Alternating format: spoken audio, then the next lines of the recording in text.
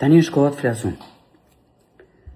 Kam hyrë sot në Kuvendin e Republikës së Shqipërisë në orën 7:30 në zyrë për punë. Kam dalë prej aty e kam shkuar në terren, po prapë për punë.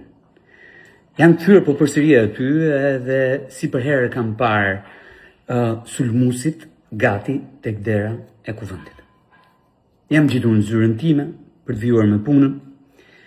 Ashtu siç kam zbritur poshtë, jam gjetur po përsëri në zyrën time për shkak të njerëzve që vinë derën e kuvendit të kërkojnë dhe duhet i kthesh përgjigje.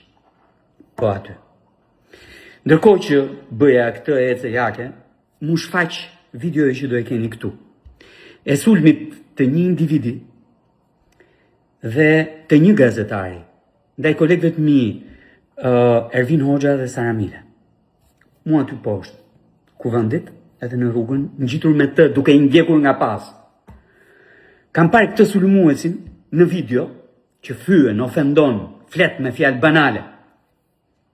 Po aty. Nga zyra sipër, duke gjuar zhurmë poshtë, kam parë poshtë në trotuar, përballë hyrjes së kryesisë kuvendit, pra të zyrave tona, gazetarin dhe sulmuesin. E keni dhe këtë video këtu në vijim. Duke komunikuar bashkë, apo duke bërë plane për të tjerë deputet që duhet sulmuar dhe linçuar. Kam dalë, sepse kisha lënë njerëz pranë kuvendit për t'i takuar po prapë. Hera e treta, e katërt. Janë videot e kamerave të godinës kuvendit po aty.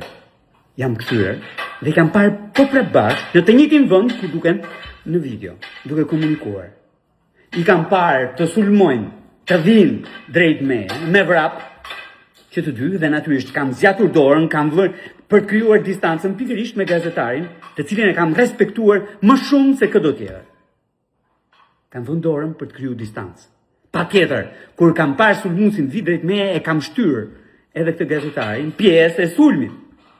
Ndaj meje, pa shkak, pa asnjë shkak, fare, zero, pa asnjë shkak. I kam thënë shumë qartë Marcelit, që kur vjen me sulmues, me mua nuk kem më punë. Largohu nga këtu. Dhe natyrisht jam marrë me atë që po shante, dhe duket edhe në video që po shan. Madje bën edhe më shumë se kaq. Vë në gojën time fjalë që i nxori ai nga goja, jo unë. Nuk i kam thënë asgjë nga ato që ka thënë ai me gojën e tij për veten e tij. Po i kam thënë ato që dëgjohen aty shumë qartë. Shumë qartë.